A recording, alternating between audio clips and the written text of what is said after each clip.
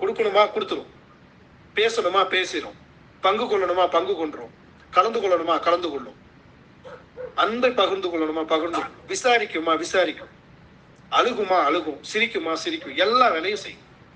So இதைத்தான் நம்ம எப்படி சுருக்கமா சொல்லணும் அப்படின்னா, தெய்வீகத்துல இருந்து நமக்கு கொடுக்கப்பட்டிருக்கிற ஒரு வாழ்வியல் கலை அப்படிங்கிற விஷயத்து. இதுதான் நம்ம வைக்கப்பட்டிருக்கிற நிலைகள். இதை கற்றுக்கொள்வதற்குத்தான் இவ்வளவு சத்தியங்கள் பேசப்படுகிறது. அப்ப பேசப்படுகிறதுனால இந்த விஷயங்கள் உருவாகுதா அப்படின்னு கிடையாது. ஏற்கனவே இப்படித்தான் நீங்க இருக்கிறீங்க அப்படிங்கிற விஷயத்த திரும்ப உங்களுக்கு பேசணும். ஸோ சுருக்கமாக என்னுடைய காரியங்களை புரிதலை பங்கு வைத்திருக்கிறேன். இந்த வாழ்வியல் காரியங்கள் கலைகள் அப்படிங்கிற ஒரு விஷயத்த நிறைய பணம் செலவு பண்ணி கற்றுக்கொள்ள வேண்டிய சூழ்நிலைகளும் இந்த உலகத்துல வைக்கப்பட்டிருக்கு.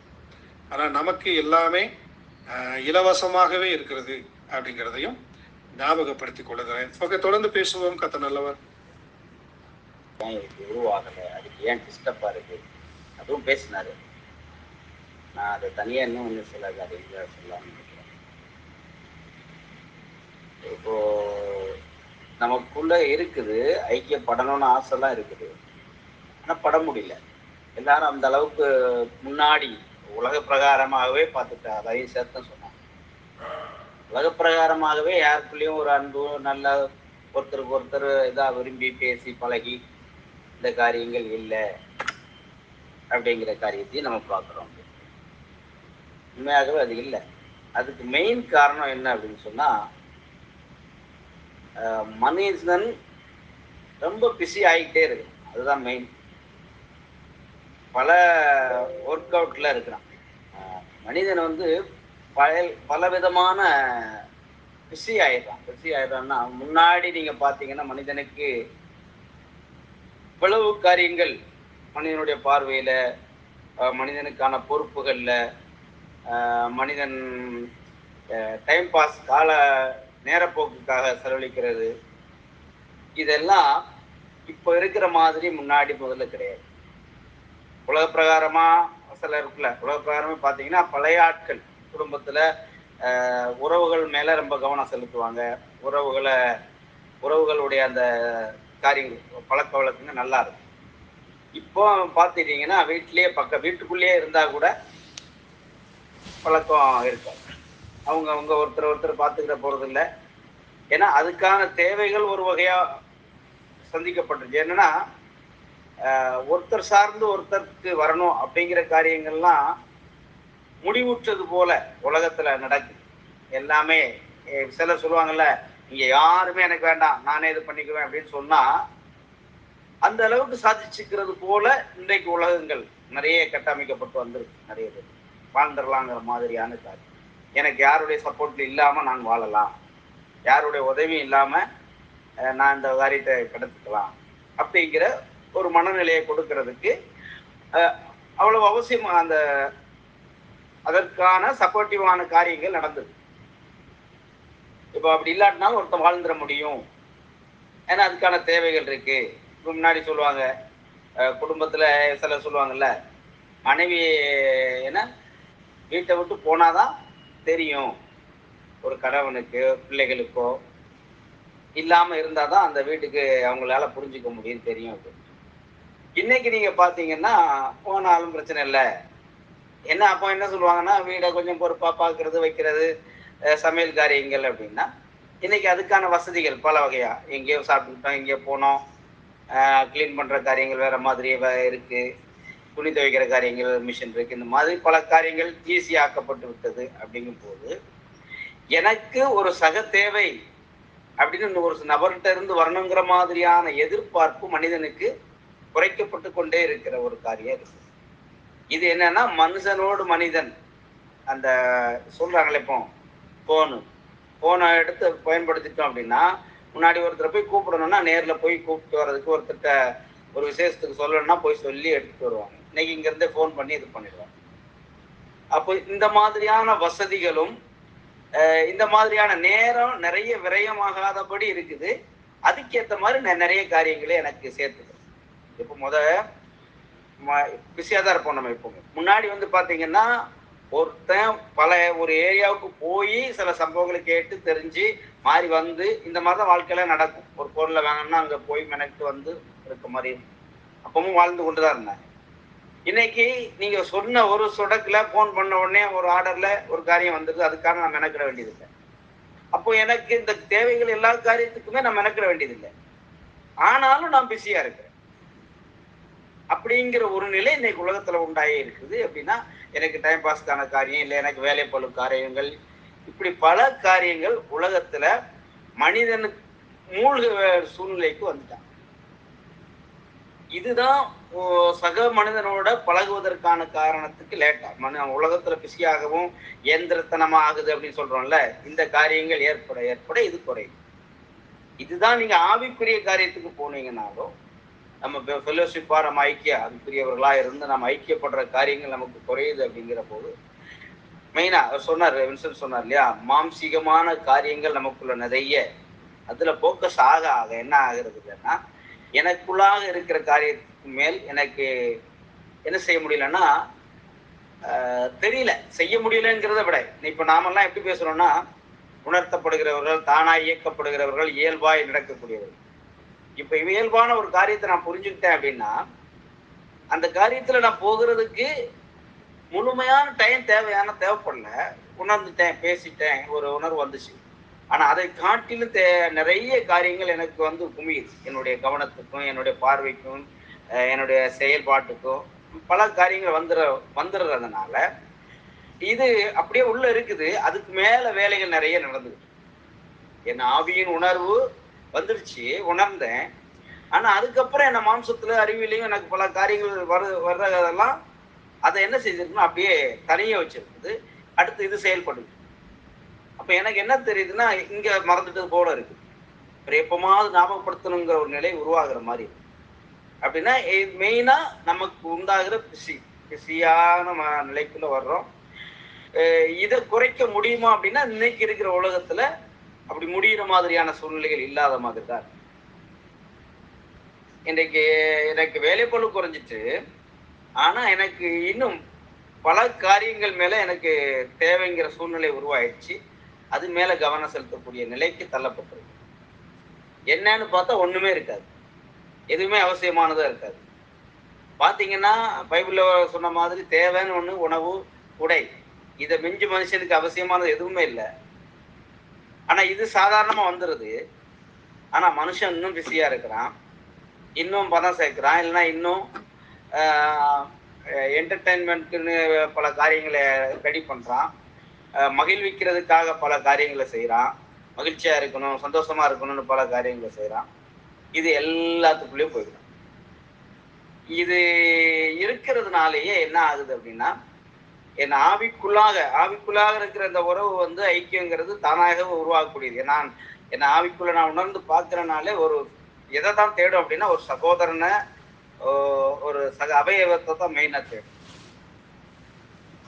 ஆவிக்குள்ள போகணாவே இது மேல இந்த உலக பிரகாரமான காரியங்கள், மாம்சத்தின் வர்ற காரியங்கள் மேல அதுக்கு முழு ஆவல் இருக்காது ஆவிக்கு.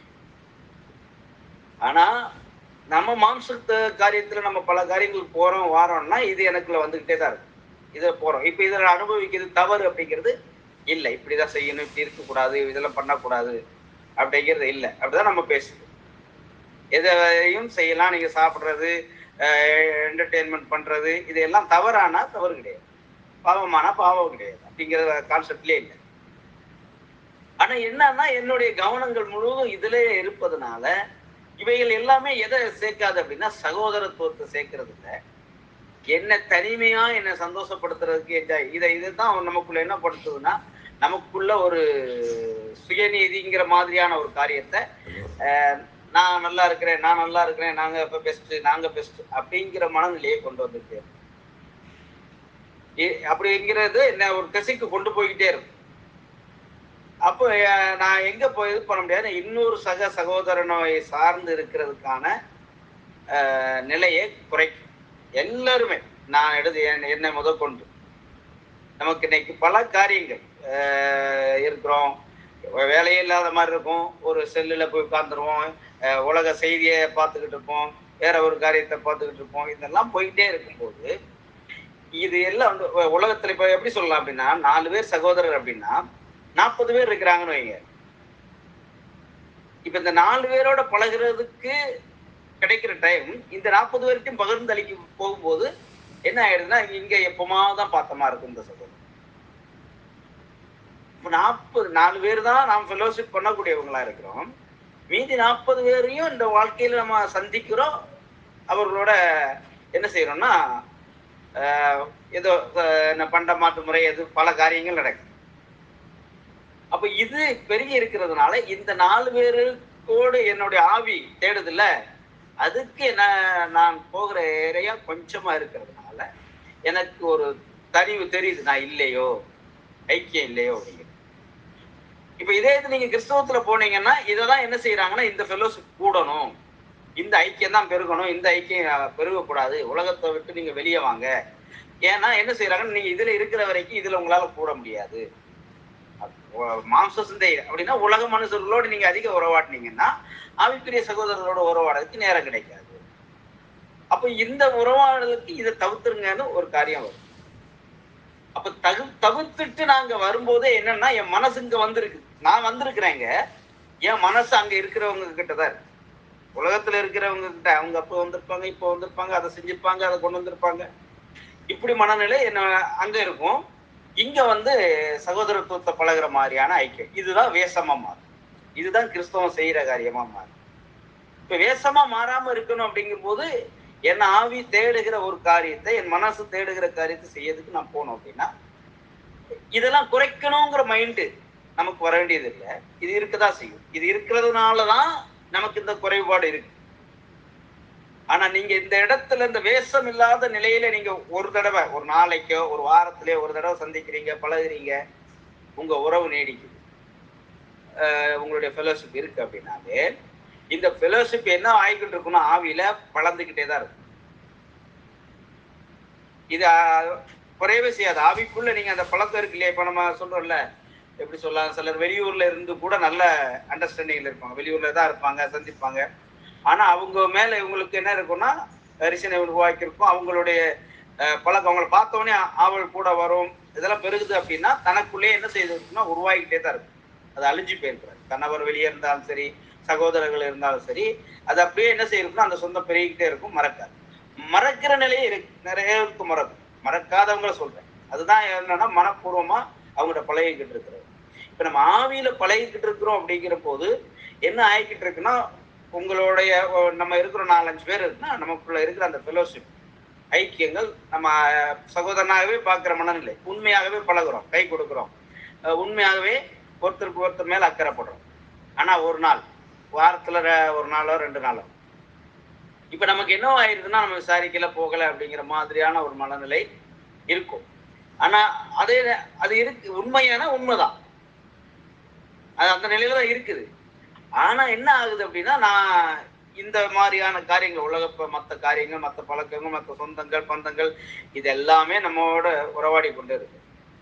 இப்ப நான் இதை நிப்பாட்டி இதை கூட்ட முடியுமானா கூட்ட முடியாது.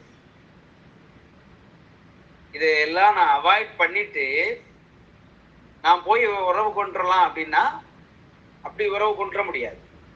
ஆனா இது அவாய்ட் ஆகணும். இத தானாகவே என்ன செய்யணும்னா குறைஞ்சுக்கிட்டே இருக்கக்கூடிய இடம் இருக்கு. நம்ம ஆவியில பழக பழக நம்முடைய பழக்கம் ஆவி வந்து எதை தான் தேடுதுன்னா அவனுடைய அந்த சக அவயவமாய் இணைகிற அந்த காரியத்தை தான் அது அவளோட இருக்கும். மற்ற எந்த ஒரு என்டர்டைன்மெண்ட் காரியத்துல கூட அந்த ஆவி என்ன செய்யாதுன்னா போக்கஸா இருக்கு. ஆனா மாம்ச ரீதியா இருக்கிற இந்த நம்ம சரீரத்துல இருக்கிற அறிவு இருக்குது, இது எல்லாம் போய் இந்த இடத்துக்கு போகாம இருக்க முடியுமானா இருக்க முடியாது, போயிட்டே இருக்கும். ஏன்னா உங்களுக்கு இந்த டைம் போகும்ல, இந்த காலங்கள் போய்கிட்டு இருக்குல்ல, இதுல நீங்க தேவைக்காக ஒரு நாள் போக வேண்டியது இருக்கும், டைம் பாஸ்க்காகவும் சும்மையே இருந்துகிட்டு இருக்கீங்க, ஒருத்தரை பார்த்துட்டீங்கன்னா பேசிக்கிட்டு இருக்கீங்க, அதே உங்களுக்கு டைம் பாஸ் ஆகும். இல்லை ஒரு டிவியை பார்த்துக்கிட்டு இருக்கீங்க ஆகிடும். இப்போ இதை நீங்கள் இல்லை இந்த டைத்தை செலவழிக்க கூடாது, நம்ம சகோதரரோட தான் பேசணும் அப்படின்னு நீங்கள் நினைச்சு வந்து பேசுனீங்கன்னா அவர் பிஸியில் இருப்பாரு, நீங்க ஒன்று பேசிட்டு இருப்பீங்க. இது உங்களுடைய எதிர்பார்ப்பின் அடிப்படையில் நீங்க அதை பேசுவீங்களே தவிர உருவாயிருக்காது. ஏன்னா நீங்க இதை நிப்பாட்டிட்டு வரணும். ஆனா இத பேசணும்னு ஆவல் இருக்குல்ல, அந்த ஆவல் உங்களுக்கு உள்ள உருவாக்கிக்கிட்டே தான் இருக்கு. இதை நீங்க அவாய்ட் பண்ணி அமைச்சு இது பண்ணி பாட்டிட்டு வரணுங்கிற எண்ணம் இல்லாமையே இதுக்கு போகிற மனநிலையே உங்களுக்குள்ள மாறி தானாவே இதுல போக்கஸ் பண்ணக்கூடிய இடம் உங்களுக்குள்ள உருவாயிடுச்சு. இது ஆவியில நடக்கிறது. ஆவிக்குள்ளாக அந்த தன் மனதை நம்ம எப்போ சொல்றோம்ல, அதன் மேல் நம்முடைய கவனம் இருக்கிற வரைக்கும், நான் எப்பவுமே ஆராய்ந்து கொண்டு இருக்கிறேன், என் மனசத்தை தான் நான் கேட்டுக்கொண்டு இருக்கிற வரைக்கும் எனக்கு இந்த காரியங்கள் வரும். இப்ப நான் பேசணும்னு நினைப்பேன், எனக்கு எதிர் சகோதரர் இருக்க மாட்டாங்க, எல்லாம் பிஸியா இருப்பாங்க. அப்போ என் மனதுக்குள்ள என்ன உருவாக்கிட்டு இருக்குன்னா அவங்க மேல அந்த ஐக்கியத்துக்கான காரியம் இருக்கு. எப்போ வர்றாங்களோ அவங்கள்ட்ட பேசிட்டு இருக்கணுங்கிறது ஈஸியா இருக்கும். அப்ப அது வரைக்கும் காரியம், அதுக்கு வேற இடத்துல போய் நிற்குதானா நிற்கும். ஆனா இது வந்த உடனே இந்த பக்கம் வர்றதுக்கு ரெடி ஆகும். எப்படின்னா நம்ம மனதின் அடிப்படையில், ஏன்னா இதுதான் அதிக போக்கஸ், இதுல மேலதான் எனக்கு முழு சந்தோஷமே இருக்கு, இதுலதான் முழு திருப்தியே உண்டாகுது ஆவிக்குள்ளாக நடக்கிற ஃபெலோஷிப்ல. மற்ற எல்லாமே சும்மா டைம் பாஸுக்கு இந்த மாதிரி இருக்கு. ஆனா அதுதான் எல்லாத்துக்கும் போக்கஸ் ஆகும். இந்த ஆவிக்குள்ளாக நடக்கிற அந்த குறைவாய் நடந்து கொண்டு இருக்கிறது தான் நமக்கு என்ன ஆகிட்டு இருக்குன்னா, இது என்ன செய்யும் அப்படின்னா இந்த ஏரியாவை கவனிக்க விடாதபடி இதுல என்ன மகிழ வச்சிடக்கூடிய ஒரு இடம் இருக்கு. அந்த ஏரியா தான் தனக்குள் தன் மனது சத்தம், தன் ஆவிக்குள்ளான சத்தத்தை அறிந்து கொள்ளுகிற ஒரு காரியம் நமக்கு நாம கவனிக்கிறது. இதுதான் நம்மளை என்ன செய்யும் அப்படின்னா அந்த ஃபெலோஷிப்பை ஐக்கியத்தை வளரும். உங்களுக்குள்ள உருவாகிட்டே இருக்கும். நீங்க முன்னாடி எப்பமா தான் பழகிட்டு இருந்திருப்பீங்க. ஆனா சகோதரர்களை பார்க்கணும், அவர்களோட ஃபெலோஷிப்பா இருக்கணுங்கிறது உங்கள் உள்ள ஆவிக்குள்ள உருவாகி அப்படியே இருக்கும். ஆனா நீங்க சந்திக்கிற போது அதை வெளிப்படுத்துவீங்க. இப்ப எப்படி மாறாதுன்னா கிறிஸ்தவர்கள் பண்ற வேஷம் மாதிரியான வேஷங்கிற காரியம் உருவாகாது. வந்துட்டாங்க, வாங்க உங்களை வரவேற்கிறோம், எப்படியோ வந்துட்டாங்களே அப்படிங்கிற நிலையெல்லாம் மாறி இருக்கும். இது ஆவிக்குள்ள உருவாகிற காரியம். இந்த மாதிரியான நிலை உருவாகிறது தான் சரி. அப்படிங்கிறதுனாலதான் இது கொஞ்சம் கொஞ்சமா அந்த ஐக்கியம் உருவாகட்டும், அந்த ஃபெலோஷிப் கொஞ்சம் கொஞ்சமா உருவாகட்டும்னு நம்ம சொல்ல, அப்படிதான் அது உருவாக முடியும். இந்த போக்கஸ் எல்லாம் தகர்த்து வருவதற்கு இல்ல, நம்ம ஈஸியா உடனே வரணும்னு தகர்க்கணும்னா செயற்கையா தகர்க்க ஆரம்பிப்போம். அப்போ என்ன ஆகும்னா வேஷங்கள் உள்ள கலக்கும். அப்ப அது அந்த ஒரு காரியத்துக்காக நம்ம ஐக்கியப்படுறோம். ஒவ்வொருத்தரோட ஐக்கியப்படுற ஒரு நிலைய உண்மையாக ஆவியில இருந்து சொல்லுவோம்ல, மனசார கொடுத்தான், மனசுக்குள்ள இருந்து பேசினான் அப்படின்னு சொல்ற ஒரு காரியம்.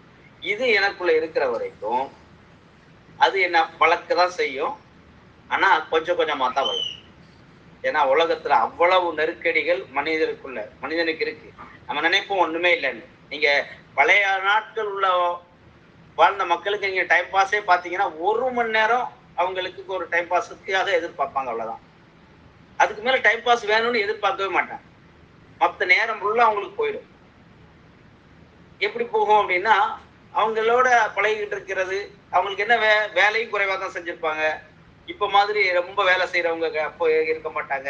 ஏன்னா தேவைக்காக தான் வேலை செய்வாங்க. ஆனா ஃப்ரீயா இருப்பான். ஃப்ரீயா இருக்கும்போது என்ன ஆயிருக்குன்னா அவங்களுக்குள்ள மனப்பூர்வமா ஒருத்தர் பேசி ஒருத்தருக்கு ஒருத்தர் கவனிக்கிற காரியங்கள் நடந்து கொண்டு இருக்கும். அப்போ இந்த காரியங்கள் வராது. ஆனா இப்போ ஏகப்பட்ட இப்ப டைம் பாஸுக்கே நீங்க பாத்தீங்கன்னா தனக்குன்னு உழைக்கிறது கொஞ்சம், இது என்டர்டெயின்மெண்ட்டுக்காகவும் மற்ற காரியங்களுக்காகவும் டைம் செலவழிக்கிறது அதிகமான டைம். நம்ம தூங்குறது போக அதிகமா நம்ம செலவழிக்கிற நேரங்கள் வேற காரியத்துல இருக்கு. அப்ப என் தேவைக்காக மட்டும் அதை செய்யறேனா இருக்காது. ஏன்னா அந்த அடிப்படையில நம்ம இருக்கிறப்போ இப்ப அதை விட்டு டக்குன்னுலாம் வெளியே வந்துட முடியுமா அப்படின்னாலாம் நீங்க இருக்கிற உலகத்துக்குள்ள அப்படி இருந்து வர முடியாது. நம்ம இந்த உலகத்துலதான் இருக்கிறோம். ஆனா அது என்ன அமுக்குது, என்ன ஏதாவது ஒரு காரியத்தை செய்ய விடலை அப்படிங்கிற மாதிரியான நிலை அங்க கிடையாது. என்னை எதையுமே தடுக்கல. நான் ஆவிக்குள்ள இருக்கிறேன், பழகி கொண்டு இருக்கிறேன். இது இந்த ஸ்பீட்ல தான் போகும். இந்த மாதிரி தான் உண்மையாகவே நான் இருக்கிறேன். 4 பேரோட பழகிறேன். அந்த ஃபெலோஷிப் உயர்ந்து அது அந்த தெய்வீக காரியங்கள் அப்படியே வளர்ந்துகிட்டு இருக்கும். அதுக்கு என்னைக்குமே குறைவுங்கிற ஏரியாவே அதுல இருக்காது. நம்ம உறவு ஐக்கியப்படுற காரியங்கள். ஆனா நான் என் மனதை வெறுக்கிற இந்த மனசுக்குள்ள போய் நான் என்ன செய்ய போறேன், மனசு சத்தத்தை கேட்டா அப்படிங்கிற ஒரு வெறுப்பு. நல்லதா இருக்கும், அதுலதான் என்ஜாய் பண்ணியிருப்பேன். ஆனா அதிகமா போக்கஸ் ஆகுறது இதனால அது மேல கவனம் எனக்கு இங்க போயிடும்.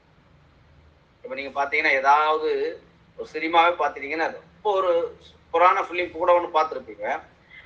ஆனா அதுக்கப்புறம் இங்க பிரம்மாண்டமா பேசப்படுகிற ஒரு படம் வந்ததுக்கு அப்புறம் அது உங்க காரியத்துல இருந்து மறக்கும்னா அது இதுதான் கொண்டாடுற மாதிரி நம்ம ஆயிடும். ஆனா நம்ம மனசு கொண்டாடுனது எதுன்னா அதை தான் கொண்டாடி. ஆனா எல்லாரும் கொண்டாடுறத பார்த்தோன்னே இது எனக்கும் ஓரளவு கொண்டாடுற மாதிரி இருக்கும். இதுலயே நான் போக்கஸ் ஆயிடுவேன். என்னமோ இதுதான் பெருசு மாதிரியே எனக்கு தெரிஞ்சிடும். ஆனா என் மனசு அதை எப்போ டச் அப் பண்ணதோ இதை விட அதுலதான் போக்கஸ் ஆகும்.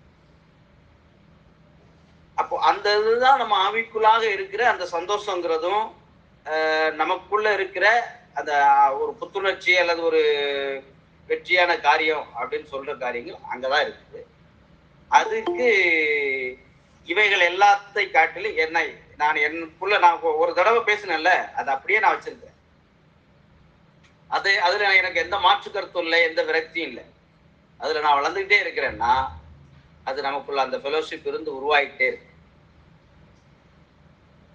அந்த நீங்க எவ்வளவு தூரத்துல இருந்தாலும் சரி, எவ்வளவு நாளுக்கு பிறகு நீங்க சந்திச்சாலும் சரி, மற்றவங்கள்ட்ட பழகினதுக்கும் நமக்குள்ள இருக்கிற அந்த ஃபெலோஷிப்பினுடைய காரியங்களும் வேறு வகையில பெறுகிறது.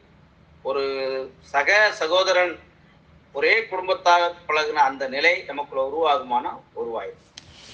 இது நம்ம ஆவிக்குள்ள நடந்து கொண்டே இருக்கும். ஆனா நமக்கு டக்குன்னு என்ன செய்யாதுன்னா தெரியாம இருக்கும். நமக்கும் அந்த ஒரு விரக்தி, இன்னும் பழகலையே, ஒரு இது இல்லையே அப்படின்னு தோணும் எனக்கு. ஆனா அது உடனே நம்ம அந்த ஐக்கியத்தை கொண்டு வந்துட முடியும் அப்படிங்கிற ஏரியாவும் கிடையாது. அப்படி கொண்டு வந்த முயற்சி பண்றதுதான் கிறிஸ்தவம். அதனால அது முழுக்க வேடதாரிகளை மாறுறாங்க. வெளியே வேஷம். நாங்க எப்படி வாழ்ந்தோம் தெரியுமா சொல்லுவாங்க. இன்னும் ஆதி சபையை போல இருந்தோம், ஆதி சபையை போல இருக்கணும் முயற்சி பண்ணுவாங்க. யாராலையும் அந்த நிலைக்கு போகவே முடியாது. ஆதி சபையில ஒரு கருத்தை சொல்றாங்க, இப்படி இருந்தாங்க அப்படின்னு சொல்லிட்டு அந்த நிலையில தான் நம்ம இருக்கிறதா பரிசுத்தம் அப்படின்னு சொல்லிட்டு இது பண்ணாங்கன்னா அந்த நிலைக்கு இவங்க யாராலையும் போக முடியாது. ஏன்னா அப்படிதான் இருப்பாங்க. இது அதுல இருந்து வெளியே வர முடியாத ஒரு நிலை அப்படின்னு சொல்றதை விட அதுக்குள்ள பழகிட்டாங்க, அதுல இதாயிட்டாங்க. ஆனா நீங்க ஆவிக்குள் உணர்றதுனால அதுல நீங்க அடிமைப்பட்டே இருக்க மாட்டீங்க. அதை நீங்க எப்ப தவிர்க்கணுமோ அந்த நிலைக்குள்ள இருக்கு. ஆவி மனசு சத்தம் கேட்டுச்சுன்னா இவைகளை எல்லாத்தையும் அவாய்ட் பண்ணக்கூடிய இடத்துக்குள்ள நீங்க இருப்பீங்க. அதுதான் உங்க ஆவியையும் உங்கள் மனசையும் நீங்க சந்திச்சு கொண்டே இருக்கு. இதை நீங்க நாள்பட நீங்க பார்க்கும்போது நாளாக ஆக நம்மளுடைய ஐக்கியமும் ஃபெலோஷிப்பும் ஒருத்தருக்குள்ள ஒருத்தர் நெருக்கக்கூடிய காரியங்களும் உருவாகும். டெய்லி நீங்க பேசிக்கிட்டே இருந்தா கூட பெருகாது. ஏன்னா ஆவிக்குள்ளாக நடக்கிற அந்த காரியம் உங்கள் உள்ளான உண்மையா நீங்க பேசுனீங்க, உண்மையாகவே பழகினீங்க, அதுதான் ஆவிக்குள்ள இருந்து வர்றது. ஒரு தடவை பேசுனீங்க, ஒரே நாள் தான் பழகினீங்க, ஆனா உண்மையா பழகினீங்க. அந்த பழக்கம் உங்களை வெறுக்கணுங்கிற மாதிரியோ உங்க மேல ஏதோ ஒரு கசப்பு காட்டக்கூடிய நிலை உங்களுக்கு உருவாகிருக்கவே உருவாகும். ஏன்னா நீங்க அந்த இடத்துல பழகியிருந்த காரியம் உண்மையா, நீங்க அவங்கள்ட்ட பேசியிருந்தது உண்மையா. ஏதோ வந்துட்டாங்களே அப்படின்னு ஒரு வேஷமா பேசியிருந்தீங்கன்னா அது உங்களை ஆவிக்குள்ள இருந்து வந்தது இல்லை. அது நீங்க அறிவுபூர்வமா உங்க மாம்சத்தின் அடிப்படையில இருந்து செய்தது. அது என்ன செய்திருக்காருன்னா உங்களுக்குள்ள வளர்க்காமையே இருக்கு. அடுத்து வந்துட்டாங்களோ அப்படிதான் தோணும். ஆனா ஆவிக்குள்ளாக இருக்கிற காரியம் அப்படி ஆவி என்னன்னா வர்றதுல சந்தோஷப்படும். நம்ம அதை உணர முடியும். ஒரு சகோதரர் எவ்வளவு நாள் கழிச்சு வந்தாலும் அவங்களை பார்க்க சந்தோஷப்படுகிற அந்த ஆவி சந்தோஷப்படுகிற சூழ்நிலைகள் இருக்கிறதுக்காக தன்னை என்ன செய்யாதுன்னு ஏமாத்திக்க அதுல விரக்தியும் அடையாது. இந்த மாதிரி இல்லையே அப்படிங்கிற நிலைக்கும் போகாது. ஏன்னா இவைகள் எல்லாத்தையும் ஹேண்டில் பண்ணக்கூடிய நிலை வந்திருக்கு.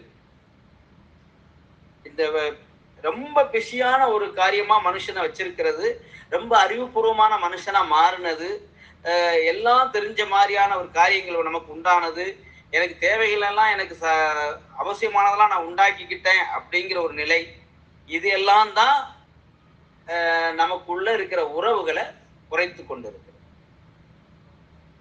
ஆனா நம்ம மனதின்படி உங்க மனதார ஒரு காரியம் உங்க ஆவியிலிருந்து நீங்க எதிர்பார்க்கிறீங்கன்னா இந்த ஏரியாக்கள் மாறிக்கிட்டே போகும்.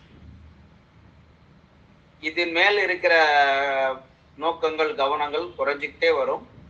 உங்கள் ஆவிக்குள்ளாக இருக்கிற அந்த ஃபெலோஷிப் கூடிக்கிட்டே இருக்கும். அந்த ஐக்கிய உறவுகளுடைய உணர்வு கூடிக்கிட்டே தான் இருக்கும். கூடிக்கிட்டே இருக்கும் அப்படின்னா எப்படி இருக்குன்னா, வலுவா ஒரு குடும்பத்தாரை போல மாறுகிறது. இன்னைக்கு ஒரு மனுஷனை பார்த்த உடனே நமக்கு என்ன தோணும்னா, மனுஷனால இப்படித்தானே பண்ணுவான், அப்படித்தானே பண்ணுவான் அப்படிங்கிறது நமக்கு நிறைஞ்சிருக்கு.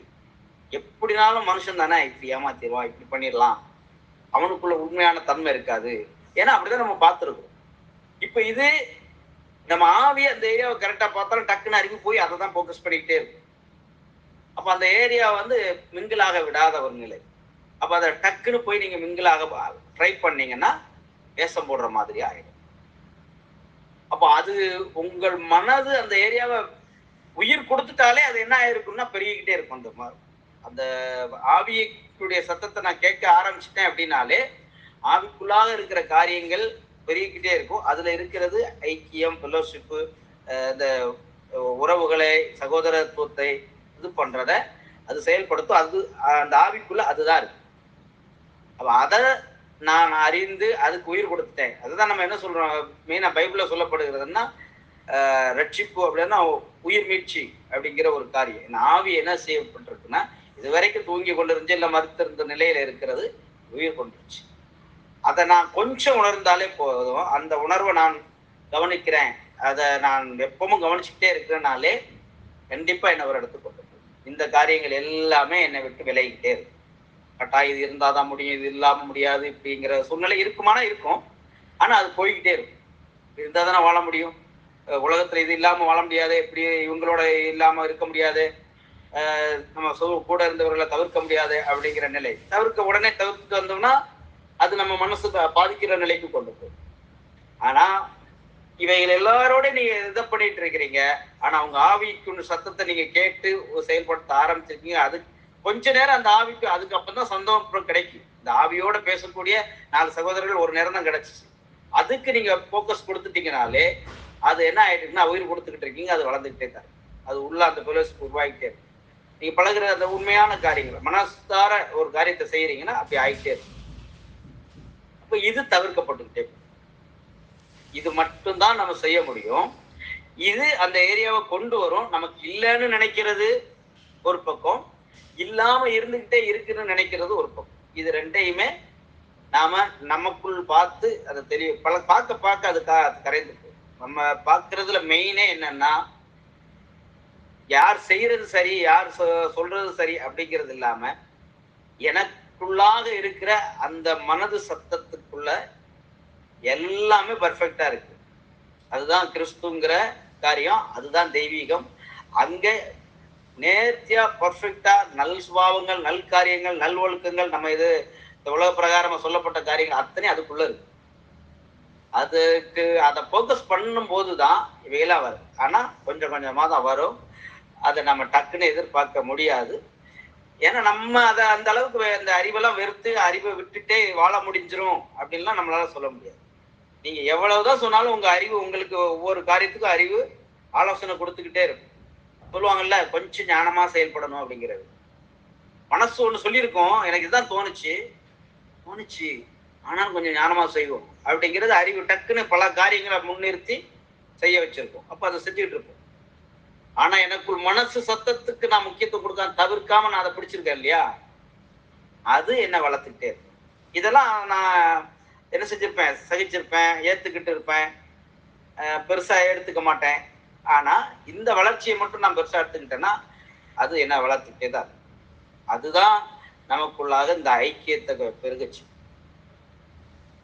தடையா இருக்கிறது நமக்கு இருக்கிற இந்த பிஸியான காரியங்களும், நிறைய நம்ம தெரிஞ்சுக்கிட்டோங்கிற காரியங்களும், ஒண்ணுமே தெரியாம இருந்தா கூட நம்ம உறவு பெருகும். ஆனா நிறைய உலகத்தை குறிச்சு நம்ம தெரிஞ்சிருக்கோம், ஏகப்பட்டது நம்ம தெரிஞ்சுட்டோம் இன்னைக்கு நம்ம கருத்துல பார்த்தா. ஆனா எல்லாம் தேவையானதானா, தேவையானதே கிடையாது. பல காரியங்கள் உலகத்தை குறிச்சு நமக்கு தெரியும். நம்ம மூளையில அவ்வளவு செட் ஆயிருக்கும். இன்னைக்கு நம்ம சொல்லுவாங்கல்ல, நம்ம மூளையில போய் இந்த உலகத்துல நீங்க சின்ன வயசுல இருந்து நடந்த பல சம்பவங்கள் உள்ள போய் ஸ்டோர் ஆயிருக்கு. இது என்னன்னா நம்மள பல இதை தெரிஞ்சுக்கிட்டது போல நம்மளை இயக்கும்.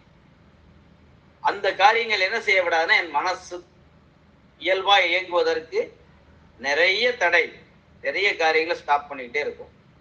அது நம்ம அந்த உறவு கொள்ற காரியங்கள், நீ உறவு கொள்ளல அப்படின்னு சொல்லும். நீ நல்ல உறவோட தான் இருக்கிற அப்படின்னு சொல்லும். நீங்க நல்ல ஐக்கியத்திலேயே இல்லையே அப்படின்னு மைண்ட் கொண்டு வரும். லேசா பழகிட்டு நாங்க நல்ல ஐக்கியத்துல இருக்கிறோம்னு சொல்ல வைக்கும். இது எல்லாமே எது கொண்டு வந்துகிட்டு இருக்கும்னா, நமக்குள் இருக்கிற இந்த பலவிதமான அறிவு மாம்ச சிந்தனை காரியங்கள் வந்து நம்மள ஒரு வகையில குறைக்கும், ஒரு வகையில நம்மள மிதப்புற கொண்டும் வைக்கும். ஆனா இது எதையுமே செய்யாத ஒண்ணு என்னுடைய மனசு சத்தம் அப்படிங்கிற ஒரு காரியத்தை நம்ம புரிஞ்சுக்கிறோம். அதை கவனிச்சிட்டோம்னா இவைகள் எல்லாமே தானாவே போய்கிட்டே இருக்கும் வெளியே. அந்த பாம்பு வளர வளர அதுக்குள்ளே அந்த மேல் தொலி உதிர்ந்து போற மாதிரி நமக்குள்ள இருந்து இந்த மாதிரியான காரியங்கள் எல்லாமே கடந்து போகும், வளர்ச்சி அடையாது. அதுதான் அதுல முக்கியமான ஒரு காரியம் அப்படின்னு நான் பாக்குறேன். மற்றபடி ஐக்கியங்கள்லாம் லைட்டா தான் தெரியும் நமக்கு. லைட்டா நம்ம பேசணும், ஒருத்தரோட பழகணும், அன்னைக்கு உண்மையா பேசணும் மனசார, கண்டிப்பா அந்த உறவு உங்களோட அது வளர்ந்துக்கிட்டு தான் இருக்கும் அந்த உறவு. அதுதான் நம்ம அந்த ஒளிவு மறைவு இல்லாத ஒரு நிலை யாருக்கு கொண்டு வரோம்னா, நீங்க இயல்பா இருந்தா மட்டும்தான் அது வரும். அதுதான் என்ன சொல்லுதுன்னா, சுயாதீன மனசனுக்கு வேணும் அப்படிங்கிறது. அது வரும்போதுதான் எந்த ஒரு ஒளிவு மறைவுலாம் உண்மையா நான் ஒருத்தட்ட பேசின காரியங்கள், உண்மையா பழகிற காரியங்கள் நமக்குள்ள உண்டாகும். இது வந்து ஒரு நாள் பழகிருக்கீங்க, 2 மாசம் கழிச்சு தான் பாக்குறீங்க, அது உங்களை கண்டிப்பா அந்த மனசு ஞாபகம் வைக்கும். நீங்க வரும்போது அந்த மனசு என்ன சொல்லுவோம், அந்த ஒரு குதூகலம் உண்டாயிடுச்சுன்னு சொல்லுவாங்கல்ல, மனசு அப்படியே எனக்குள்ள ஒரு சந்தோஷத்தை கொடுத்துச்சுங்க, அதை கொடுக்கும். ஏன்னா அது மனசுக்குள் அந்த உறவை சகோதரத்துவத்தை அதை அறிஞ்சு பார்த்து வச்சிருக்குது. ஒரு தடவை பழைய இருக்குது, அந்த மாதிரிதான் இருக்கும். ஆனா அது பழகிக்கிட்டே அது பெருகிக்கிட்டே அப்படியே வளரும். அந்த ஐக்கியம் அப்படிதான் வளர முடியும். உடனே எல்லாம் வளர்றதெல்லாம் இயேசு கிறிஸ்துவோட கூட இருந்து வந்தாங்க பாருங்க, பர்ஃபெக்டா நாங்க பரிசுத்தவான்கள் ஆயிட்டோம், இயேசு கிறிஸ்து கூட இருக்கோம்ட்டு அவரை தூக்கி நிறுத்தின உடனே அத்தனை பேரும் காணாம போயிடுவான். அத்தனை பேரும் பழைய நிலைக்கு போயிடுற நிலைதான் வரும். இத மாதிரிதான் மாறணும். எல்லாம் நம்ம பரிசுத்தம் ஆயிட்டோம் அப்படிம்போம், ஒரே நாள்ல நீ பாவி அப்படின்னு சொல்லிட்டா அப்படியே பாவி மாதிரி ஆயிடும். இது பரிசுத்தத்தை கொடுக்கக்கூடிய இதுவும் கிடையாது, நமக்குள்ள இருக்க ஐக்கியத்தை கொடுக்கக்கூடியது கிடையாது. நல்ல உறவா இருக்கும். ஒரே நாள்ல ஃபைட்டு, இவனுக்குள்ள சடவு அப்படின்னா சண்டை வந்துடும், இல்லைன்னா பகை வந்துடும், இவனை ஏத்துக்க முடியாது. அப்படி ஒரு மனநிலை உருவாக்கிடும். எதுன்னா, பேசமாக நீங்க எவ்வளவு கண்ட்ரோல் பண்ணி அவங்ககிட்ட படையிக்கிட்டு இருந்தாலும் அது அதுதான் கொண்டு வரும். இது நேருக்கு நேரா நீங்க ஒளிவு மறைவு இல்லாம பேசிக்கிட்டே இருக்கும்போது அது போகாது. ஏன்னா அவங்க மனதார அந்த காரியத்தை அந்த ஏரியா தான் ஃபெலோஷிப் ஐக்கியத்துக்கு காரியம். அந்த ஏரியாவை நம்ம எந்த அளவுக்கு உணர்றோம் அதை வச்சுதான் அது வளரும். இப்ப நம்ம மனசு சத்தத்தை எந்த அளவுக்கு கேட்கிறோம், அதிகமா அறிவுபூர்வமான காரியங்களை தான் செயல்பட்டு போகிறோம். நம்ம வாழ்க்கை, நம்ம குடும்பம் நடத்துற காரியங்கள் எல்லாமே நம்ம உலகத்தின் காரியங்களை வச்சுதான். நமக்கு தோன்றதை எப்பமாவது கவனிச்சு அதுக்கு முக்கியத்துவம் கொடுக்கும். எல்லா நேரத்திலையும் கவனிக்க முடியுமானா முடியாது. அவ்வளவு நேரத்துல இந்த சூழ்நிலைகள் நம்மளை நெருக்கும். ஸோ பலவீனம் ரொம்ப லேசா இருக்குன்னா நீங்க நிதானமா பார்ப்பீங்க எதனால இருக்கு அப்படின்னு யோசிப்பீங்க. ரொம்ப தீவிரமா வந்துட்டுனா உங்களுக்கு யோசிக்கிறதுக்கே நேரம் இருக்காது. உடனே பயம் ஆட்கொள்ளும். 4 பேர் எதை சொல்றானோ அதை கேட்டு உடனே அங்க போக சொல்லுவோம். இப்படியான மனநிலைக்கு நம்மளை கொண்டு போகக்கூடிய இடம் இதுதான் ஆவிக்குள்ள இருக்கிறதுக்கு நிதானமா நம்மளை இருக்க விடாத இந்த சூழ்நிலை தான் உலகத்துல இருக்கு. நீங்க நிதானமா இருக்கணும்னு நினைச்சாலும் நிதானமா யோசிக்க முடியாது, நிற்க முடியாது, உங்களை ஆராய முடியாது. ஆனா உங்களை அறிவதற்கு நீங்க நிதானமா இருக்கு. இல்லைன்னா உங்களை அறிஞ்ச மாதிரி இருக்கும், உங்க அறிவு தான் அங்க வந்து உங்களை போக்கஸ் பண்ணிக்கும்.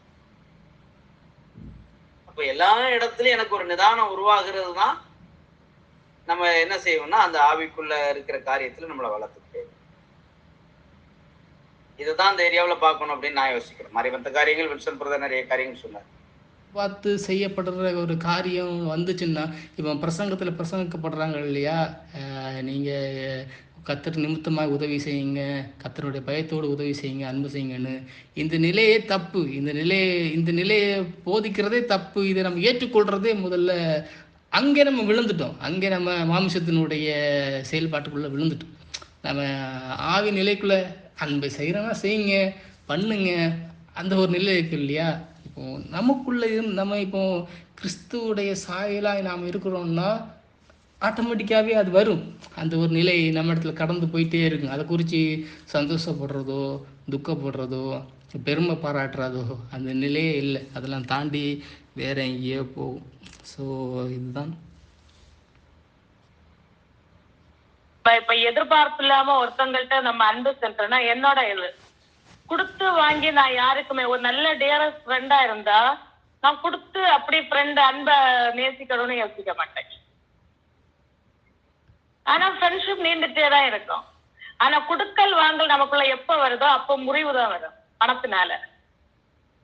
அது முன்னாடி நான் அது கேட்கல. முன்னாடி இருந்த காலத்துல பணமே இல்லை, அப்போ அவங்க ஒற்றுமையா குடும்பமா எவ்வளவு ஐக்கியமா இருந்தாங்க, ஒரு கூட்டு குடும்பமா இருந்தாங்க.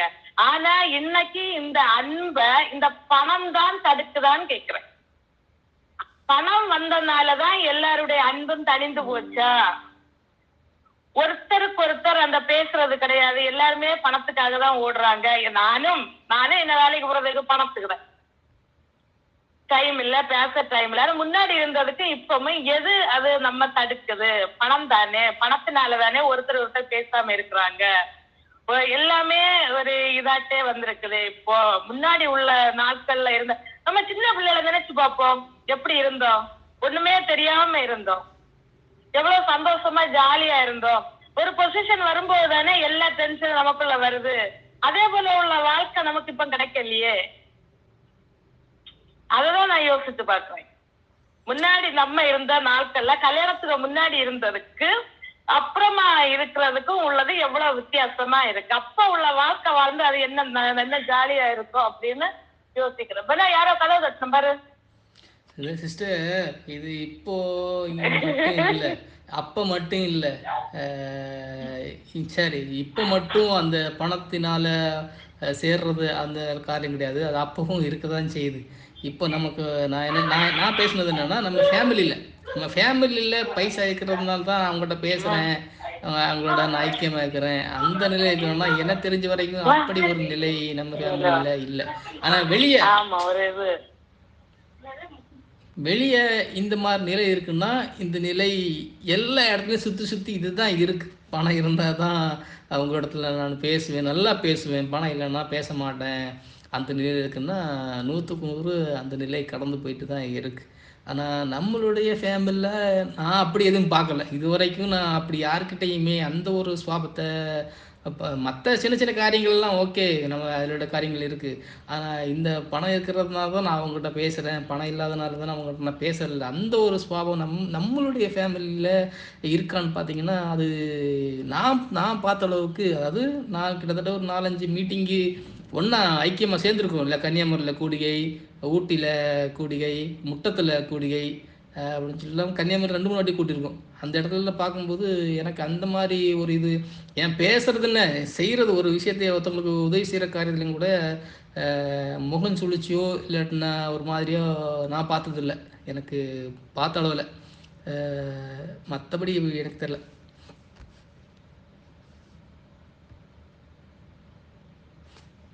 பணம் வந்ததுனாலதான் இந்த மாதிரியான காரியங்கள்லாம் இல்லாம போச்சா அப்படிங்கிறது அவங்களுடைய கேள்வி. அவங்க பார்வையில் இப்ப என்ன சொல்றாங்கன்னா, பழைய நிலையில ஓரளவு நல்லா தானே இருந்தாங்க, உலக பிரகாரமா பார்க்கும்போது இருந்தாங்க இல்லையா, அந்த காரியங்களை வச்சுதான் அவங்க என்னன்னா உலகத்துல கேட்கறாங்களா இல்லைன்னா ஃபேமிலிக்குள்ள கேட்கறாங்களா, அது ஒரு கேள்வி எனக்கு இருக்கு.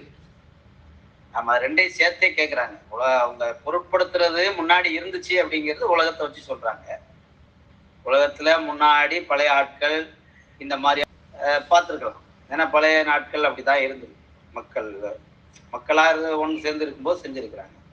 பணம் பெருக பெருக என்ன ஆயிடுவாங்கன்னா வெளியே போயிடுறாங்க, அவங்கவுங்க காரியத்தை பார்க்க போயிடுறாங்க அப்படிங்கிறத அவங்க பார்த்ததுனாலதான் அதை கேட்குறாங்க. இதே மாதிரி தானே ஆவிக்குரிய காரியங்களும். அந்த அளவுக்கு ஃபெலோஷிப்பு ஒருத்தருக்கு ஒருத்தர் அன்பு போடுறாங்களா? இல்லையே. அப்ப இதுக்கெல்லாம் தடையா இருக்கிறது என்ன? பணம் தானா? அவங்க கேட்குறாங்க.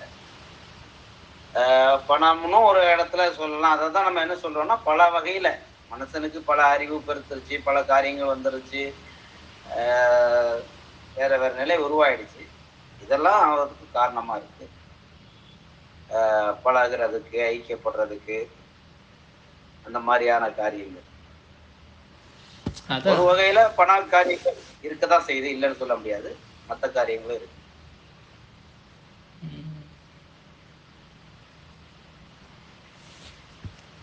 முடியுது அப்படிங்கிற ஒரு காரியம் வரும்போது என்ன ஆயிடுதுன்னா, மைண்டு இல்லாட்டி மாதிரி இங்க இருந்து என்ன செய்யறது, இவங்க கிட்ட பேசி என்ன செய்யறது அப்படிங்கிற மனதுக்கு வந்துடுறாங்க. இப்போ ஒருத்தர்கிட்ட போய் இப்போ ஒரு ஹெல்ப் பண்ணணும் அப்படின்னா முன்னாடி அவங்க செய்யற உதவியை இது பண்ணுவாங்க. இப்ப என்ன பண்றாங்கன்னா, உதவினாலே பணத்தை கொடுத்து உதவி பண்ண மாட்டாங்களா அப்படிங்கிறதான் எதிர்பார்ப்புல போறேன். முன்னாடி என்ன பண்ணுவாங்கன்னா, ஒரு பிரச்சனை இருக்கு அப்படின்னா அவங்ககிட்ட போய் சொல்லுவாங்க. அவங்க அதுக்கு என்ன தீர்வு வைக்கிறாங்களோ அதை தான் இது, அந்த தீர்வுல தான் இவங்க யாரை சப்போர்ட்டா பண்ணுவாங்க, இல்லை இன்னொருத்தரை இது பண்ணி விடுறாங்க, ஏதோ ஒன்று நடக்குது. இப்போ மைண்ட் செட்டே என்ன ஆகுதுன்னா, ஒரு பிரச்சனை இருக்கு, இந்த பிரச்சனையை பணத்தை வச்சு தான் தீர்க்க முடியும். அப்போ ஒருத்தர்கிட்ட போறோம், அவர் அதை செய்யறாரா அப்படிங்கிற ஒரு மைண்ட்லயே வந்து இருக்கிறாங்க. அப்போ அந்த காரியங்கள் அவரால் செய்ய முடியல அப்படிங்கும்போது அப்போ செய்யலை, அப்போ இந்த ஆளுக்கு பிரயோஜனம் இல்லை அப்படின்னு ஒதுக்குற மாதிரியான காரியங்கள் உருவாயிடும். ஒருவேளை அந்த நேரம் தேவையில்லை, இப்போ நம்ம வேற ஹெல்ப்பை பார்ப்போம் அப்படிங்கிற ஒரு சூழ்நிலை. இது எல்லாமே என்னன்னா அவசியங்களும் சூழ்நிலைகளும் இப்போ இருக்கிற நம்மளுடைய அறிவு வளர்ச்சிகள் எல்லாமே அதுக்கு ஒரு காரணம். ஒருத்தரோட பழக முடியல அப்படிங்கிறது இது உலக லெவல் காரியங்கள். ஆனா ஆவிக்குரியவங்களுக்கும் இந்த மாதிரியான நெருக்கடிகள் இருக்கு. ஏன்னா அவங்க தன்னை உணரக்கூட முடியாத இடத்துக்கு இதுதான் கொண்டு, தன் நிலையை புரிந்து கொள்ள முடியாகவும் இயல்பா நடக்க முடியாம இருப்பதற்கும் காரணங்களும் இந்த பிஸியா இருக்கிற காரியங்களும், அண்ணன்ற தேவைகளை சந்திக்க முடியாத காரியங்களும் இதுதான் இருக்கு. ஒரு வகையில அந்த ஏரியாக்கள் ஓகே தான். ஆனா எல்லாம் முழுசா அந்த இடத்துல கொண்டு போக முடியாது, பணம் மட்டும்னு சொல்ல முடியாது. பல நெருக்கடிகள் இருக்குது மனிதனுக்குள்ள. பல வளர்ச்சிகளை கூட நமக்கு அது ஒரு கேடா இருக்கு. நம்ம நிறைய தெரிஞ்சுக்கிட்டோம், வளர்ந்துட்டோம் அப்படின்னு சொல்றது அதுக்கு இடையூறா இருக்கு. இது நமக்கு ஹெல்ப்ஃபுல்லா இருக்குது, பாதுகாப்பா இருக்குது அப்படின்னு நினைக்கிறதே அதுக்கு நம்ம ஒருத்தரோடு உறவாடுவதற்கு தடையா.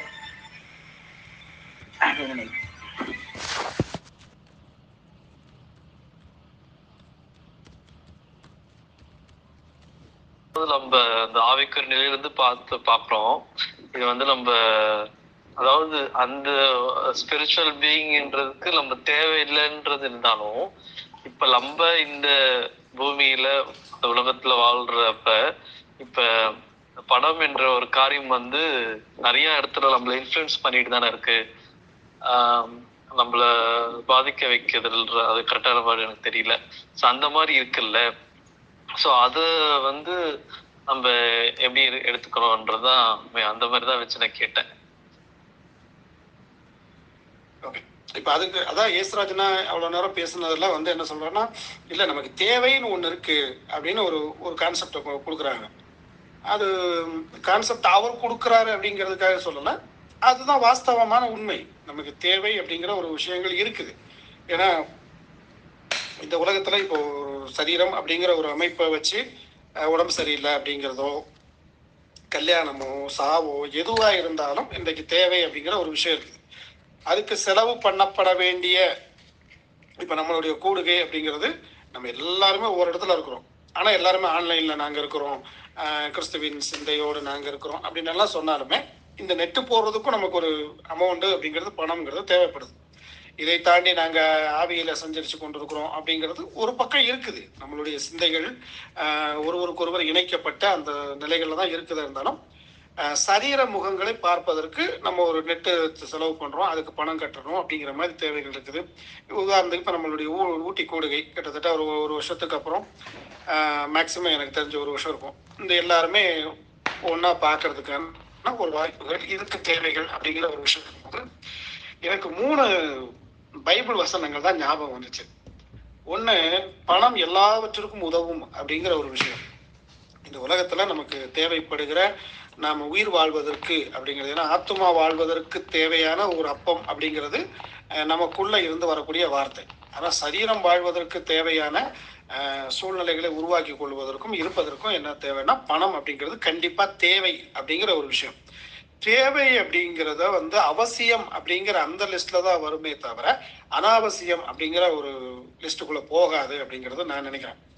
ரெண்டாவது, இது தேவைதான் அப்படிங்கிறதுக்காக நம்ம என்ன பண்ணுகிறோம் அப்படின்னா, நம்மளுடைய இளைப்பாறுதலை விட்டு, நம்மளுடைய என்ன சொல்றது, நமக்குள்ள இருக்கக்கூடிய தெய்வீக தன்மையை விட்டு நாம் அதற்கு பின்னால ஓடுகிற ஒரு நிலை அப்படிங்கிறதை விட பண ஆசை எல்லா தீமைக்கும் வேறா இருக்கிறது அப்படிங்கிற ஒரு விஷயம். அப்ப பணம் தேவைப்படுகிற ஒரு நிலையும் இருக்குது, அதே நேரத்துல பண ஆசை இல்லாதவர்களாக இருக்கணும் அப்படிங்கிற ஒரு விஷயம். ஏன்னா அதுதான் நம்ம எங்க கொண்டு போய் நிறுத்துது அப்படின்னா, போதும் என்கிற மனதுடனே கூடிய தேவ பக்தியே அப்படிங்கிற அந்த இடத்துக்கு கொண்டு போய் நம்ம நிறுத்துது. அப்போ நமக்கு பேராசை இருக்கிற ஒரு விஷயமா, நமக்கு இன்னைக்கு கடவுள் ஒரு வேலையோ இல்ல ஒரு வாழ்க்கையோ ஏதோ ஒண்ணு கொடுத்துருக்கிறாரு அப்படின்னா, இதுல வரக்கூடிய வருமானத்தை கொண்டு நான் திருப்தி அடைகிற ஒரு நிலை எனக்கு இருக்குதா, இல்ல இன்னும் எனக்கு தேவைகள் நிறைய இருக்குது. ஏன்னா தேவைகள் என்கிறதை நாமே உருவாக்கி கொள்ளுகிறது தான். அந்த தேவைகளை நான் முதல்ல சொல்றேன், தேவைகளுக்காக பணம் தேவை அப்படிங்கிற ஒரு விஷயத்த சொன்னேன். இப்ப இந்த தேவைகள் அப்படிங்கிறது நமக்கு இருக்கிற தேவைகள் அப்படிங்கிற ஒரு நிலையும் இருக்கிறது, நாமளாக உருவாக்கி கொள்ளுகிற தேவைகளும் இருக்கிறது. அப்ப நாம உருவாக்கி கொள்ளுகிற தேவைகளுக்காக நமக்கு வரக்கூடிய ஒரு வருமானம் அல்லது பணம் என்கிற ஒரு நிலையை தாண்டி இன்னும் அதிகமான என்ன சொல்றது பாரத்தோடு நாம ஓடுகிற ஓட்டம், செய்கிற வேலை, பிரயாசங்கள், இந்த நிலைகள் எல்லாம் நம்ம எங்க கொண்டு போய் நிறுத்துது அப்படின்னா, நமக்குள்ள இருக்கக்கூடிய இளைப்பாறுதலையும் சமாதானத்தையும் நாமே இழந்து விட்டு போதும் அப்படிங்கிற அந்த மனதோடு இருக்கக்கூடிய இதுதான் தேவ பக்திக்கு கொடுக்கக்கூடிய என்ன சொல்றது ஒரு மிகப்பெரிய அடையாளமா கொடுக்குறாங்க, போதும் அப்படிங்கிற ஒரு விஷயம். அப்ப போதும் அப்படிங்கிறது என்னன்னா, இப்போ எனக்கு நியமிக்கப்பட்டிருக்கிற காரியங்கள் அல்லது வந்து கொண்டிருக்கிற காரியங்கள் போதும் அப்படிங்கிற ஒரு நிலை. இதை தாண்டி இன்னொரு நிலை இருக்கு. அது எங்க கொண்டு போய் நிறுத்துது அப்படின்னு பாத்தீங்கன்னா, மனப்பூர்வமா இப்போ அடுத்து வினோத் பிரதர் கேட்ட ஒரு கேள்வி, இப்ப நம்ம ஃபேமிலியில இவ்வளவு காரியங்கள் இருக்குது, அப்ப இந்த காரியங்களை நம்ம சந்தித்துக் கொள்வதற்கு ஏதாவது ஒரு ஏற்பாடுகள் அப்படிங்கிற மாதிரி செய்து கொள்ளலாமா அப்படின்னு கேட்டா, அந்த ஏற்பாடுகளை நாம செய்தோம் அப்படின்னு சொன்னா அது எங்க கொண்டு போய் நிறுத்தும் அப்படின்னா, பிரமாணம், நியாயப்பிரமாண சபைகளினுடைய அடிப்படையில் இருந்தக்கூடிய காணிக்கை, தசமபாகம் அப்படிங்கிற காரியத்தை கொண்டு கொடுக்கும். ஆனா சத்தியத்தினுடைய வெளிச்சத்துல பார்க்கும்போது ஒரு காரியத்தை குறித்த கேள்வி அறிவு நமக்கு வரும்போது, எனக்கு கேட்கும்போது அங்க இருந்து என்ன தோணும் அப்படின்னா, அங்க இருந்து மனப்பூர்வமாய் அப்படின்னு ஒரு விஷயம் தொடங்குது. ஏன்னா இந்த மனப்பூர்வமாய் அப்படிங்கிற மேட்டர் தான் சில நேரங்கள்ல எங்க வரல அப்படின்னா, நாம சரியான புரிதலுக்குள்ள இல்லை அப்படிங்கிறத காட்டும். சரியான புரிதல், சத்தியம், வெளிச்சம், பாதை, நம்ம பேசக்கூடிய தெய்வீகம், இந்த காரியங்கள் எல்லாமே வந்துருச்சு அப்படின்னா, கேள்வி அதாவது கேட்டு பெற்றுக்கொள்ளுகிற நிலையை தாண்டி மனப்பூர்வமாய் கொடுக்கிற ஒரு நிலைக்கு வந்துடும். இப்படி இந்த மனப்பூர்வமாய் நிலைக்கு கொடுக்க அந்த நிலை வந்துருச்சு அப்படின்னா, அது எவ்வளவு ஆகும் அப்படின்னு பார்த்தீங்கன்னா, ஆல்ரெடி எனக்குன்னு ஒரு தேவைகள் இருக்கு, இந்த தேவைகள் சந்தித்தது போக மீதம் எடுக்கிற ஒரு நிலைக்கு அங்க வந்துடும். ஏன்னா இதைதான் நம்ம நிறைய கதைகள், சம்பவங்கள்லாம் நம்ம பார்த்துட்டே இருக்கிறோம். எங்க மனப்பூர்வமாய் செயல்படுகிற ஒரு நிலை வருதோ அந்த இடத்துல என்ன பண்ணும் அப்படின்னா, மீதம் எடுக்கக்கூடிய நிலை வரும். இப்ப மனப்பூர்வமாய் இல்லாத ஒரு இடம் எங்க வருது அப்படின்னா, ஒண்ணுமே இல்லை அப்படிங்கிற ஒரு நிலையில இருந்தும் கொடுக்க முடியல அப்படின்னு வரும். இன்னொன்னு, நான் கொடுத்துட்டா எனக்கு இல்லாம போயிருமே அல்லது எனக்கு குறைவாயிருமே அப்படின்னு சொல்லி நினைக்கக்கூடிய மனதில இருந்து இடுக்கி வைத்துக் கொள்ளுகிற ஒரு நிலை. இதை நம்மளுடைய கூடுகையில நம்ம இதை ரொம்ப ரொம்ப அவாய்ட் பண்றோம். இந்த இடுக்கி வைத்துக் கொள்ளுகிறது, கொடுக்கறது, இந்த காரியங்களை நம்ம ரொம்ப ரொம்ப அவாய்ட் பண்றோம். ஏன் அப்படின்னா, இது கிட்டத்தட்ட ஒரு நியாயப்பிரமாண சபை போலவோ அல்லது மற்ற மத சமூகத்தில் இருக்கக்கூடிய சபைகளை போலவோ ஆயிடக்கூடாது அப்படிங்கிறதுக்காக. ஆனா நாம தெளிவு பெற வேண்டிய இடம் அப்படிங்கிற ஒரு இடம் வரும் எங்க வரும் அப்படின்னா, ஒரு செய்தியை கேட்டு, அது கரெக்டா எனக்கு அந்த சபையினுடைய பேர் தெரியல, இந்த காணிக்கை கொடுக்கறத பத்தி ரொம்ப பெருமையா கிறிஸ்தவ சபைகள்ல பேசுவாங்க. அங்க இன்னொரு சபைகளுக்கு தேவைப்படுகிறது அப்படிங்கிற செய்தி வந்த உடனே தங்களுக்கு இல்லாதிருந்தும் மனப்பூர்வமாய் கொடுத்தார்கள் அப்படின்னு ஒரு விஷயம் வரும்.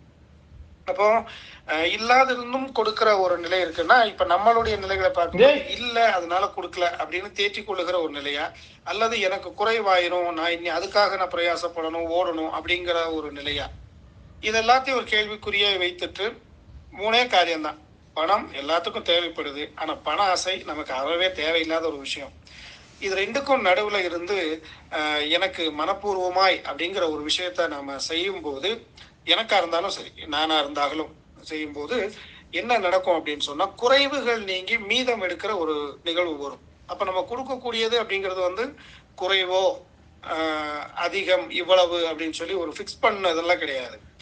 மனப்பூர்வமாய் நாம எந்த காரியத்தை செய்கிறோமோ அல்லது எவ்வளவு கொடுக்கிறோமோ, எவ்வளவு செலவு பண்ணுகிறோமோ, அது அதனுடைய அடிப்படை எங்க இருந்து வருது அப்படின்னா, என்னுடைய உள்ளத்திலிருந்து நான் அதை செய்கிறேனா அல்லது உதட்டில இருந்து செய்கிறேனா, என்னுடைய என்ன சொல்றது, கடவுள் தன்மையை உணர்ந்த நிலையிலிருந்து நான் அதை செய்கிறேனா இல்ல கடமைக்காக நான் அதை செய்கிறேனா அப்படிங்கிறத நாம யோசிச்சு பார்த்தால இதற்கான தீர்வுகள் அப்படிங்கிறது கிடைச்சிடும். அப்ப மீதம் அப்படிங்கிறது வந்து எங்க இருந்து வரும் அல்லது குறைவுகள் நிறைவாக்கப்படுகிற நிகழ்வு வந்து எங்க இருந்து நடக்கும் அப்படின்னா, மனப்பூர்வமாய் அப்படிங்கிற இடத்துல இருந்து தொடங்கும் அப்படின்னு நான் பாக்குறேன். Okay, Rajesh brother, Venkatesh brother வந்திருக்கிறீங்க, வணக்கம். சொல்லுவாரு, பொருள் இல்லாருக்கு இவ்வுலகம் இல்லை அப்படின்றது. இந்த உலகத்துல வாழனா கண்டிப்பா அந்த பணம் என்கிறது அவசியம். அது மாதிரி இன்னொரு இது அதே குரல்ல சொல்லுவாரு, அருள் இல்லாருக்கு அவ்வுலகம் இல்லை அப்படின்னு. அருள் அப்படிங்கிறது ஹோலி ஸ்பிரிட் தான். அவர் இல்லாம நம்ம அந்த அந்த அந்த லைஃப், அந்த ஸ்பிரிச்சுவல் லைஃப் வந்து வாழ முடியாது. அதை அழகா தெளிவா அந்த ஒரே குரல்ல சொல்லியிருக்காரு. இதெல்லாம் நம்ம புரியும் போது ஈஸியா இருக்கும். உலகத்துல இருக்கிறேன்னா எனக்கு வந்து கண்டிப்பா பணம் வேணும், அதுக்கு எனக்கு தேவைக்கு நான் உழைச்சி அந்த இதை நான் இது பண்ணிக்கணும் அப்படிங்கிற மாதிரி. ஸோ அது ஸ்பிரிச்சுவல் லைஃபுக்கு ஹோலி ஸ்பிரிட்டை அவர் நமக்கு கைட் பண்ணாரு. அந்த மாதிரி அவர் அப்பவுமே எழுதி வச்சிருக்காரு. ஸோ அதை எப்படி நம்ம இன்னைக்கு பேசுனது எல்லாமே அதை சார்ந்து தான் வந்தது மாதிரி நானும் பார்க்குறேன். அவர் அன்னைக்கு 1.5 வரியில எழுதி வச்சுட்டு போயிட்டாரு. நம்ம 1.5 மணி நேரம் பேசிப்போம்னு நினைக்கிறேன். சரி, அவ்வளோதான்.